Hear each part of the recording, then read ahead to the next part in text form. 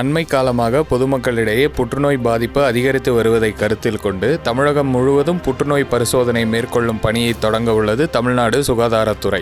ஈரோடு, திருப்பத்தூர், ராணிப்பேட்டை, கன்னியாகுமரி உள்ளிட்ட மாவட்டங்களில் புற்றுநோய் பாதிப்பு அதிகரிக்கும் வாய்ப்புள்ளதால் அங்கு சுகாதாரத்துறை சார்பில் புற்றுநோய் பரிசோதனை நடத்தப்படும் என்று கடந்த ஆண்டில் தமிழக முதல்வர் ஸ்டாலின் அறிவித்தார். இதைத் தொடர்ந்து அனைத்து மாவட்டங்களிலும் புற்றுநோய் பரிசோதனை நடத்த வேண்டும் என்று தமிழக அரசுக்கு கோரிக்கை வைக்கப்பட்டது.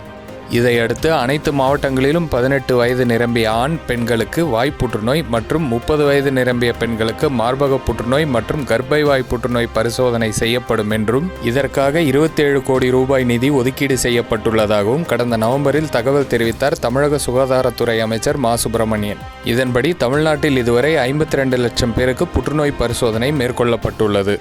இந்நிலையில் அனைத்து மாவட்டங்களிலும் 18 வயதை கடந்தவர்களுக்கு புற்றுநோய் பரிசோதனை செய்யும் வகையில் சம்பந்தப்பட்டவர்களுக்கு அழைப்பு விடுத்து அருகிலுள்ள அரசு ஆரம்ப சுகாதார நிலையங்களில் பரிசோதனை செய்து கொள்ளலாம் என்று தமிழக பொது சுகாதார இயக்குனர் செல்வ விநாயகம் தெரிவித்துள்ளார்.